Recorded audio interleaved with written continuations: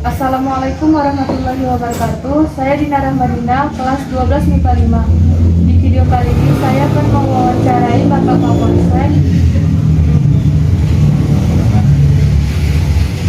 Pertanyaan yang pertama, apa penyebab terjadinya pelanggaran hak dan pengingkaran kewajiban? Baik, saya akan mencoba menjawab. Pelanggaran hak itu muncul pada dasarnya setiap warga negara punya hak, ya. Tapi munculnya pelanggaran hak itu karena kan warga negara itu tidak mematuhi aturan-aturan yang ada, sehingga muncul pelanggaran hak. Tapi pelanggaran hak yang muncul itu diatur oleh undang-undang, Contoh terhadap upaya-upaya pelanggaran hak yang akan kami lakukan dengan penindakan kami kepolisian, seperti contohnya penangkapan, penahanan seorang warga negara, itu kan melanggar hak, melanggar hak warga negara. Tapi tindakan itu dilakukan karena yang bersangkutan atau warga negara itu melanggar hak, melanggar aturan-aturan yang ada. Dan tindakan-tindakan kami lakukan terhadap pelanggaran hak warga negara itu diatur oleh undang-undang. Sedangkan pengingkaran kewajiban itu biasanya muncul karena warga negara pada umumnya tidak memahami tentang kewajiban-kewajiban dia sebagai warga negara. Contoh, kewajiban dia sebagai warga suatu tempat, apa kewajiban dia di situ? Contoh, ada kegiatan-kegiatan yang bersifat umum, kegiatan setempat, warga setempat seperti gotong royong, dia melakukan pekerjaan-pekerjaan gotong royong bersama. Dia tidak melakukan perbuatan itu, sehingga istilahnya dinamakan pengingkaran kewajiban. Contoh lagi dalam hal dia tidak mematuhi kewajiban lalu lintas, contoh diingkari itu, makanya dinamakan pengingkaran kewajiban. Itu.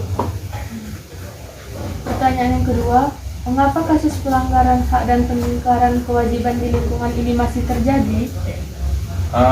Kita coba jawab. Pelanggaran hak itu seperti yang kita sampaikan tadi, terjadi karena dia tidak mentaati hukum yang berlaku. Contoh, sebagai warga negara tidak boleh melakukan pencurian, tidak boleh melakukan penganiayaan atau pemukulan terhadap orang lain, atau tidak boleh melakukan hal-hal yang bertentangan dengan peraturan perundangan yang berlaku. Khususnya kalau di kami ini undang-undang pidana, itu lengkap kejahatan-kejahatan di undang-undang pidana itu, yang apabila dia melakukan perbuatan-perbuatan pidana itu, kami melakukan upaya kepolisian sehingga terjadinya pelanggaran hak bagi yang bersangkutan. Tapi sekali lagi, pelanggaran hak yang kami lakukan itu terhadap yang bersangkutan diatur oleh undang-undang. Kemudian penyebab terjadinya pengingkaran kewajiban seperti yang kita sampaikan tadi, tidak taat selaku warga negara, dia menganggap lalai aturan-aturan yang ada, sehingga dia mengingkari kewajiban-kewajiban dia, patuh terhadap aturan lalu lintas, patuh terhadap aturan yang berlaku di RT atau di tempat dia tinggal, sehingga terjadi itu. Demikian. Pertanyaan yang ketiga, siapa yang harus bertanggung jawab untuk mencegah terjadinya kasus pelanggaran hak dan pengingkaran hak tersebut? Di satu sisi ada beberapa tahap yang harus dilakukan dalam istilah siapa yang harus bertanggung jawab dalam hal tersebut. Yang pertama mungkin dari sisi pemerintah. Pemerintah tentu harus serta merta terus melakukan edukasi atau sosialisasi kepada masyarakatnya, kepada warga negaranya tentang hal-hal yang harus dipatuhi, aturan-aturan hukum yang berlaku di Indonesia ini, contoh pada umumnya.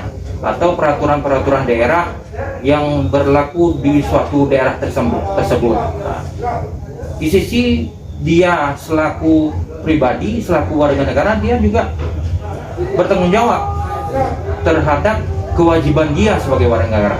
Kewajiban dia harus mengerti tentang aturan-aturan yang berlaku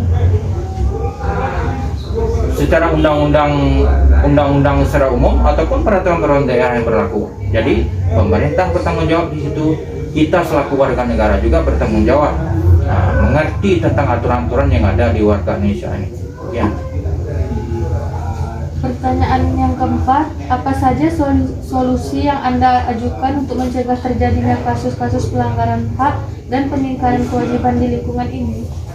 Ya, itu pertanyaan bagus. Solusinya menurut saya kesadaran secara mutlak yang harus dipatuhi, yang harus ditaati oleh warga negara itu terhadap aturan-aturan yang ada.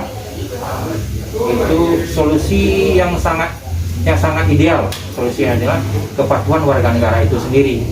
Di satu sisi seperti yang saya jelaskan tadi, adanya edukasi atau sosialisasi dari pemerintah selaku tugas pemerintah untuk mengingatkan warga negara yang patuh hukum.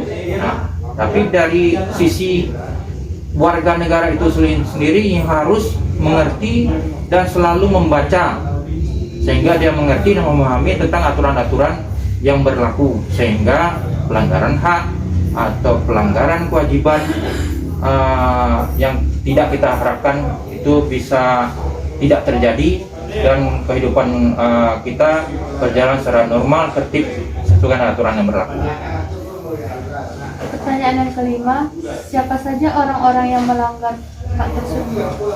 Seperti yang saya sampaikan tadi, yang melakukan pelanggaran itu rata-rata kalau di kami kepolisian tentu orang-orang yang melakukan perbuatan-perbuatan pidana. Contoh, dia melakukan pencurian, sehingga dengan adanya bukti yang cukup, kalau istilah kami bukti yang cukup, kami bisa melakukan penangkapan. Kami bisa melakukan penangkapan terhadap orang yang melakukan pencurian tersebut, dilanjutkan dengan penahanan. Penangkapan dan penahanan itu merupakan pelanggaran hak sebenarnya, tapi tindakan kami diatur oleh undang-undang. Jadi orang-orang yang melakukan perbuatan pidana itulah orang yang melakukan perbuatan pelanggaran hak. Ya. Terima kasih Pak sudah meluangkan waktunya untuk saya wawancarai.